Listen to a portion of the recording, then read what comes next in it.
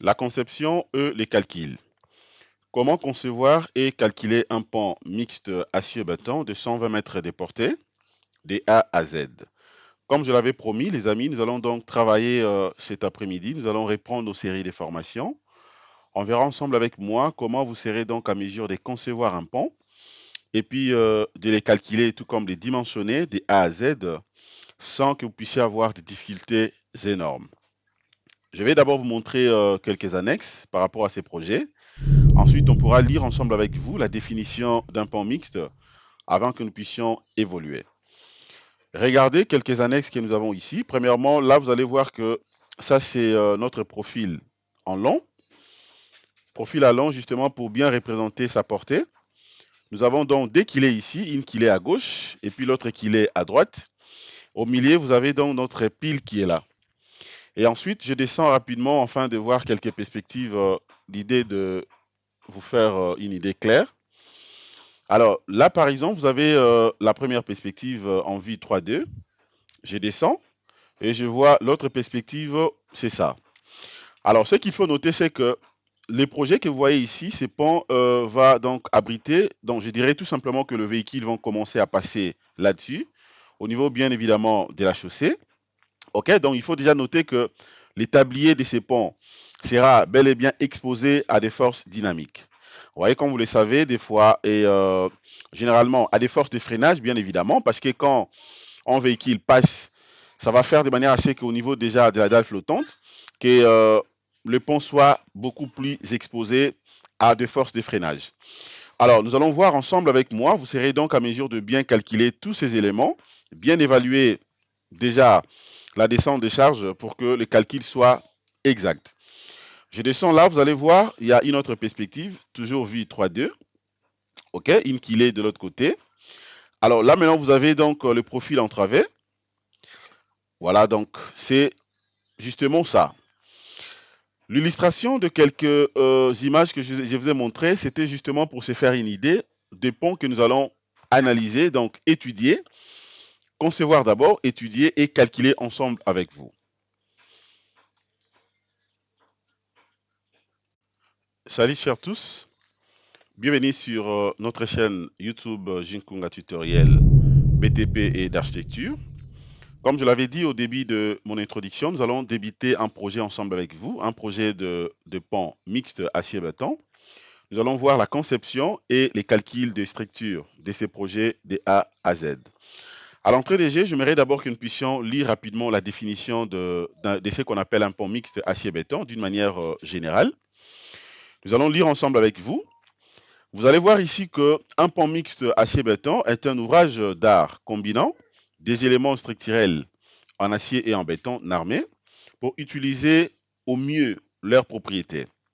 Le béton en compression et l'acier en traction, liés bien évidemment par des connecteurs mécaniques pour former un ensemble monolithique capable de résister efficacement aux efforts de flexion et adapté aux grandes portées. Ça, c'est d'une manière générale. Mais pendant que nous allons aborder, nous allons donc évoluer dans ce projet, j'aimerais tout simplement synthétiser encore une fois de plus la définition de pont mixte avec les éléments que je pourrais mettre à votre disposition, de manière à ce que vous puissiez bien comprendre ce que nous allons voir ensemble avec vous. Alors, au-delà de ça, maintenant, nous allons voir justement ce qu'on appelle la liste des symboles à utiliser. Les amis, comme vous le savez très bien, être ingénieur, ce n'est pas donné à tout le monde. Être ingénieur, c'est d'abord la précision, parce qu'un ingénieur, c'est celui qui est bel et bien exposé dans le dimensionnement, dans les calculs des structures. Comme vous le savez très bien, quand un architecte conçoit avec tous les éléments nécessaires. L'architecte peut compléter d'autres éléments, par exemple en termes d'esthétique, en termes de beauté, pour bien embellir soit les façades, pour bien embellir bien évidemment aussi les éléments comme par exemple un pont. Vous voyez, parce que d'autres ingénieurs disent qu'un architecte ne conçoit pas des ponts. Mais moi, je peux vous confirmer que je vise également des ingénieurs qui ont déjà conçu des ponts. Vous voyez, donc en termes bien évidemment, en termes justement de la conception, bien évidemment. Donc, l'architecte peut embellir également l'équilibre pour vous dire que, voilà, moi, je pense que cette kilé doit nécessairement avoir cette forme, ok, mais également, sera peint de cette couleur. Mais c'est lui qui est censé maintenant maîtriser tous les éléments nécessaires, c'est justement l'ingénieur. Parce que c'est l'ingénieur qui est censé dimensionner, ok, le projet, ensuite confirmer ce que l'architecte a fait. Est-ce que ça vaut la peine, ça peut rester comme ça, ou bien il y a possibilité de le modifier. Bien évidemment, ensemble, en collaboration avec l'architecte. Donc, c'est très important d'abord de voir quelques symboles, ok, dans la liste des symboles à utiliser dans ces projets. Le premier point ici, nous allons voir, premièrement, ce qu'on appelle le charge, le force, les efforts, la poussée, le poids et surcharge. Notez que dans la conception d'un pont ou dans le calcul d'un pont, vous serez donc à mesure de comprendre. Donc, il vous faudrait d'abord différencier tout ce que je viens d'énumérer tout à l'heure là. C'est-à-dire, il faut comprendre ce qu'on appelle les charges, il faut comprendre ce qu'on appelle les forces, il faut comprendre ce qu'on appelle les efforts, les poussées ou la poussée, le poids et le surcharge. Alors, déjà, ce qu'il faut comprendre en termes de symboles que nous allons utiliser ici, le grand P va représenter tout simplement le poids concentré, le petit p va représenter les poids ou charges réparties, le pp, ça représente le poids propre, le pt, ça sera dans le poids total, le pt, ok, dans le pt, comme je l'ai dit, poids total, le ni, ça sera la charge ultime, le n serre, ça sera dans la charge de service, le grand G, charge permanente, concentrée bien sûr, ou également module d'élasticité transversale, le petit g, ça sera la charge permanente ou poids propre de l'élément réparti, le grand Q, qu'on peut également appeler grand Q 1K, c'est donc la surcharge ou la charge d'exploitation, bien évidemment du convoi ou des tandems. Et puis, on aura dans le petit Q, ça sera la charge due à la foule, le Q 1, donc grand Q 1, poids total du tablier, Q LK, ok, F, ça sera donc effort de freinage, comme je l'avais dit donc au début là. D'autant plus que notre pont, il y aura dans le véhicule qui vont commencer à passer. Là-dessus, il faut considérer également l'effort de freinage. Donc, ça sera abrégé par la lettre soit F ou bien KLK. WC, effort du vent. On aura également le PW, ça sera dans le poids de l'eau. Le grand H, poussée des terres. OK? Derrière, bien évidemment, le mur des fronts. On aura dans le FF, la charge ultime du boulon ou bien évidemment des boulons. Les grands R, ça sera la résultante de forces verticales et horizontales. Maintenant, en termes de dimensions, on verra dans ce qui suit. En termes de dimensions, on aura premièrement le grand L. Ça va représenter justement la longueur ou portée totale du pont. OK, comme dans notre projet ici, comme je l'avais dit au début, la portée du pont est de 120 mètres de long. Le LT, petit LT, ça sera la largeur totale. Et puis LX, distance entre axes, OK, entre axes des poutres principales. Et ensuite, on verra également le mini L, donc le L min Y, ça sera la distance entre axes des entrées-toises. Le L0 en encorbellement. HP, la hauteur totale de la poutre. HE, hauteur totale de l'entrée-toise. B0, ça sera la base de la poutre. BE, base de l'entrée-toise. Le petit A, ça sera dans l'épaisseur de la semelle de la poutre et entrée-toise et du cordon d'y soudire ou des soudires. On aura également le petit T, ça va représenter l'épaisseur des lames de la poutre et de l'entrée-toise. Le grand L, les grands H plutôt, ça sera la hauteur dans le cas général. Grand B, ça sera la base ou largeur de la semelle, de la pile équilée. Le petit B, ça sera la hauteur des lames de la poutre et entrée-toise. Le B et FF, ça sera la largeur de la table de compression. Les H0, ça sera l'épaisseur de la dalle. HR, épaisseur de la couche déroulement. Le petit d, distance ultime. Le Z, ça sera donc le bras de levier. Y, comme vous le savez, donc sur le béton armé, bien évidemment. Là, on verra donc la position de l'axe naître. Et après, on aura le E. Ça sera l'excentricité limite, enrobage des aciers et écartement des pieds. Et C, ça sera excentricité. Et NC, excentricité du noyau central. F, également, ça sera donc la flèche admissible. OK, delta L, ça sera la vibration ou la variation de la longueur due à la température. On aura dans le grand D la distorsion. 2V et HH. 2V et DH, ça sera la distance d'application de la résultante de force horizontale et verticale à la qu'il est. Le petit LF, ça sera la largeur du flambement. Le I-min, rayon de direction minimale. Diamètre T, diamètre de barre de répartition.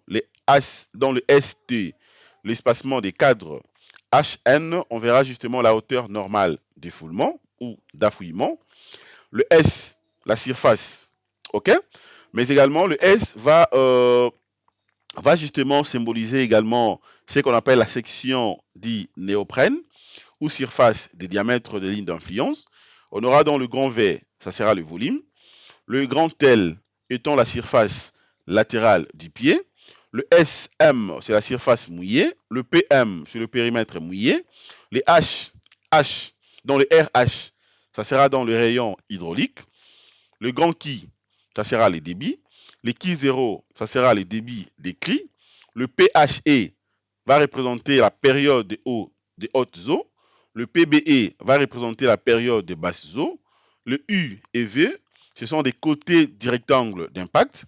Et puis U0 et V0, côté de la roue. En termes maintenant du béton, le point 3, on verra d'abord le grand B va représenter la section du béton. Le BR, la section du béton réduite. On aura dans le FT28, c'est la résistance caractéristique du béton à la traction à 28 jours d'âge. Et puis FC28 également. Là, il faut bien comprendre, les amis, parce que généralement, je reçois un peu beaucoup de questions à ce qui concerne la différence entre le FT28 et FC28. OK? Il faut savoir que c'est différent. Le FT28, c'est la résistance caractéristique du béton à la traction à 28 jours. Mais tandis que le FC28, c'est la résistance caractéristique du béton à la compression à 28 jours d'âge. On verra également le FBU. Ça représente la contrainte ultime du béton à compression. OK? Donc, les gamma B, c'est la contrainte admissible du béton comprimé. Les gamma BC, c'est la contrainte de compression du béton à l'LS. Le point 4, concernant maintenant l'acier, on verra d'abord les grands A. C'est la section d'acier. Ensuite, les AP, la section d'armature principale. Les AR, armature de répartition. OK? Vous voyez la différence entre les deux? Vous avez là-dedans la armature de répartition. Et puis les AC, armature de construction. Les AN, axe neutre. Les AMAX, c'est la section d'armature maximale. AMIN, section d'armature minimale. A réel, c'est la section d'acier réel. Les diamètres de l'acier. Les H0, c'est acier à haute adhérence. Les FE, limite de l'élasticité garantie de l'acier. Les gamma ST, c'est la contrainte de traction des aciers. Gamma ST prime, ça sera dans la contrainte limite de traction des aciers à l'LS. Vous avez dans LS, c'est l'état limite des services. Et LI, c'est l'état limite ultime. Et ensuite, maintenant, le point 5. Concernant les coefficients, on aura dans le gamma S, va représenter les coefficients de l'acier. Gamma B, coefficient du béton. Donc, les psi, c'est les coefficients des diamètres de dilatation thermique du béton, les lancements. Alpha, c'est les coefficients de dilatation thermique de l'acier. Le F, coefficient de frottement interne. Les gamma et diamètre, ça sera les coefficients de majoration dynamique. Le Kp, coefficient de poussée des terres. Les grands K, coefficient de répartition transversale pour convoi. Et puis le N, coefficient d'équivalence. Voici quelques coefficients que nous allons voir pendant le calcul de ces pans.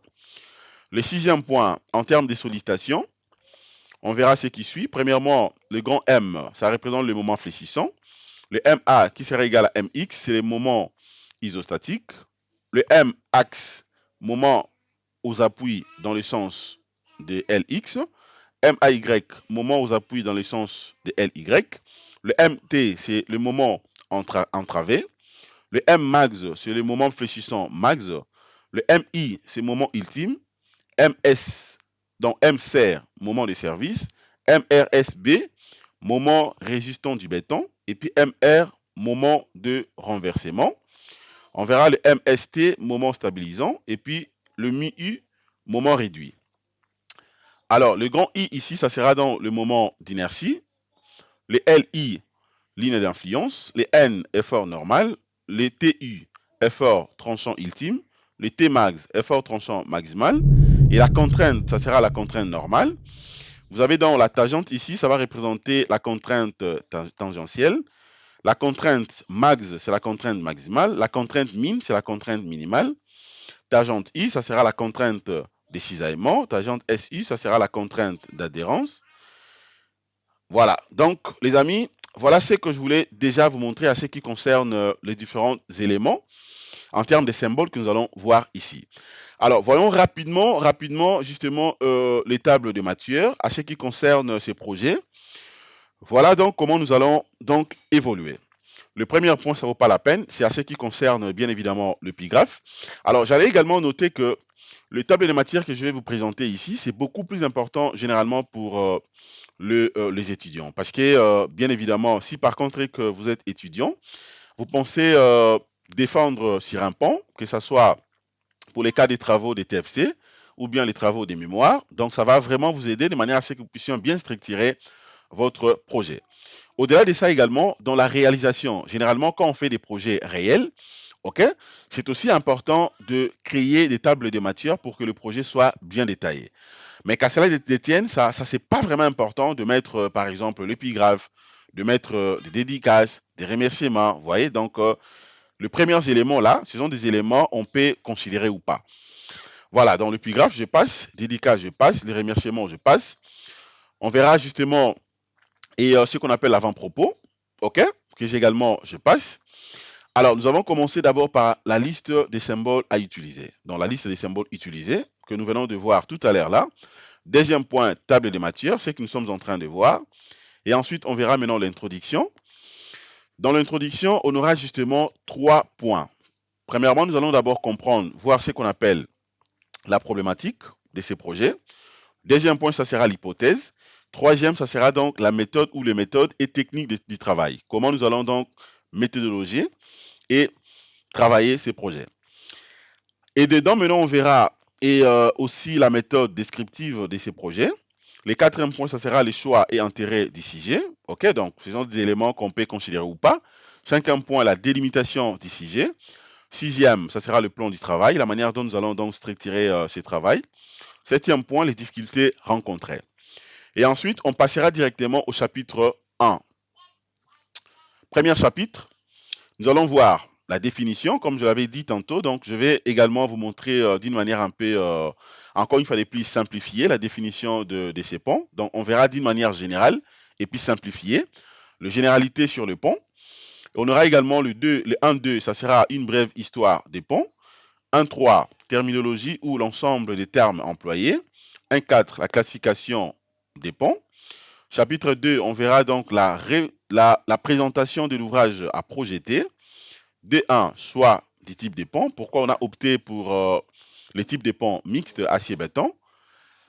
2-1, les problématiques ou la problématique du choix. 2-2, donc D1-2, les processus des choix. D1-3, critères des choix des types de l'ouvrage. Et puis le point 4, on verra le paramètre intervenant dans le choix des types de l'ouvrage. Le point 5, des types de ponts. Point 6, domaine économique d'application des matériaux, parce qu'il faut bien savoir que l'application des matériaux dépend de la portée des ponts ou du pont. Alors, si par contre que vous voulez jeter un pont, par exemple, de 10 mètres ou bien un ponceau, par exemple, de 5 mètres, ce n'est pas toujours évident d'utiliser le matériau, par exemple, acier et béton. Ouais, donc, je vais vous montrer comment vous serez donc à mesure de vous situer. Par contre, si vous avez un projet, est-ce que ces projets, vous allez les dimensionner ou les calculer, les jeter bien évidemment avec un matériau, tout simplement un pont en béton armé ou bien pont mixte ou tout ce qui va avec. Donc, on verra ça ensemble avec moi. Ça, c'est le point 6. Le point 7, donc D7, ça sera la protection contre la corrosion des aciers. Le point 8, le montage de la structure métallique. Le point 2.2, on verra dans études hydrologiques et hydrauliques de la rivière. Le point D1, études hydrologiques. Non, qu'est-ce que j'ai dit? Études hydrologiques, bien évidemment. Le point D2, études géomorphologiques du bassin versant. Le point 3, estimation des coûts, ok? Estimation du débit des crues durant 50 ans. Le point 3.2, le point 2.3, ça sera maintenant études hydrauliques. Le point 3.1, on verra d'abord la détermination de la cote naturelle de l'eau.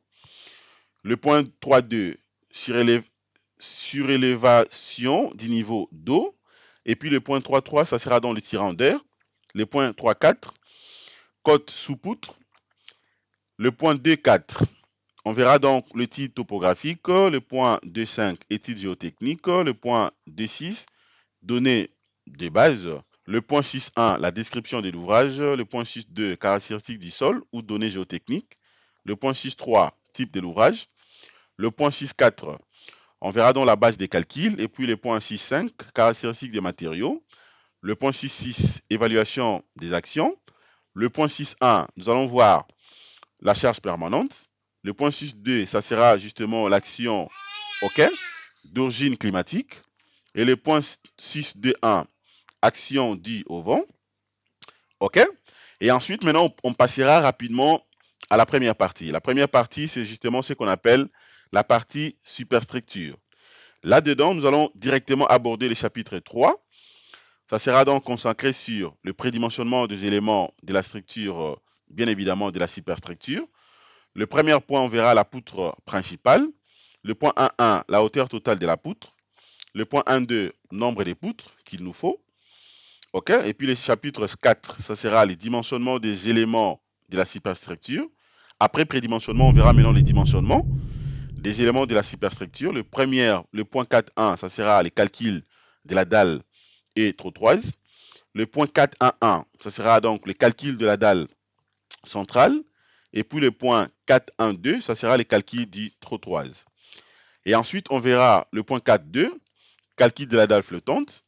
Nous allons voir le point 2.1, la définition et importance de la dalle flottante. Et puis le point 2.2, les dimensions proposées pour la dalle. Le point 2.3, ça sera dans les calculs des moments sollicitant la dalle. Le point 4.3, nous allons voir l'étude de la poutre. D'abord l'introduction. 4.3.1, la répartition transversale des charges. Directement, on verra le point 1.1, l'application. Et puis le point 4.3.2, ça sera dans le calcul du coefficient de majoration dynamique de la poutre et entretoise. Le point 4.3.3, les coefficients de répartition pour convoi, les cas. Le point 4.3.4, on verra dans le calcul des sollicitations. Le point 4.4, on verra dans le calcul de l'entretoise. Et puis le point 4.4.1, les rôles. Les entretoises jouent les rôles 2, on verra ça. 4.2.2, donc 4.4.2, calcul des sollicitations, le moment et l'effort tranchant, agissant bien évidemment. Et puis directement son application. Le point 1, on verra les poids propres et surface fixe. Le point 2, la surcharge uniformément répartie, c'est-à-dire la foule. Le point 3, les convois étant des 60 tonnes disposés de 15 tonnes par acier. On aura donc, on verra ensemble avec moi, le point 4.3.2, le dimensionnement de l'entretoise. Le point 4.5, on verra également le joint de dilatation. La définition, le point 5.1. Le point 5.2, les propriétés requises pour un joint. Le point 5.3, utilisation des joints. Le point 5.4, le souffle. Et puis le chapitre 5, nous allons voir maintenant les calculs d'assemblage. Là-dedans, on verra le point 4.1, les calculs des connecteurs, des cisaillements. Le point 5.1.1, les bits des connecteurs. Le point 5.1.2, le prédimensionnement du goujon. Le point 5.2, ça sera maintenant l'assemblage poutre et entretoise. Le point 5.3, assemblage tablier, quillet ou pile. Et puis le point 3.1, nous allons voir dans les calculs de l'effort des cisaillements, T, sollicitant bien évidemment les boulons. Et après, maintenant, dès qu'on finit la partie superstructure, on passera rapidement à la partie 2, la partie justement qu'on appelle bien évidemment la partie infrastructure. Là-dedans, nous allons voir les chapitres, justement, le chapitre 6. Ça sera le dimensionnement des éléments situant l'infrastructure, notamment le point 6.1, étude de la quilée, le point 1.1, la généralité, 1.2, type de quilée, 1.3, dimensionnement et stabilité,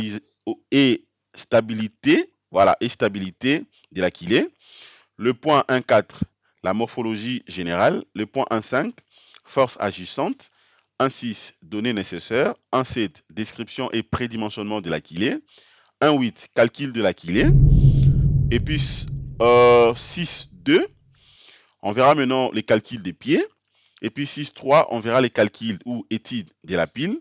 Là-dedans, on verra les points 6.3.1, les généralités, 6.3.2, la présentation et description. Et puis 6.3.3, ça sera les calculs de la pile. Et puis le point 6.4, études de affouillement.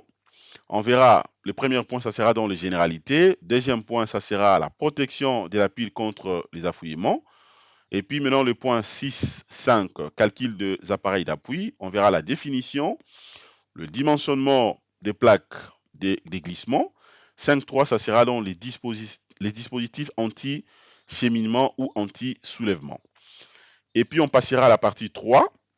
Ça sera justement donc étude d'impact environnemental. Donc, cette partie, je peux ou ne pas vous la donner, mais d'autant plus que nous sommes en train de travailler sur un projet complexe et un projet réel.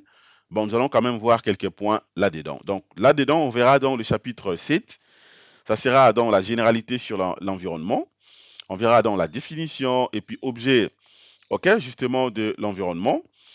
Objectif plutôt de l'environnement. Et puis 2.1, évaluation environnementale. 2D, importance de l'étude d'impact environnemental et social pour les cas de projet des ponts. Les points 2.3, évaluation et identification des impacts. On verra les points A, ça sera donc l'évaluation des impacts. Les points 2, identification des impacts et le mesure d'atténuation. Et ensuite, on verra maintenant le point B1, impact positif, le point BD, impact négatif et le mesure d'atténuation.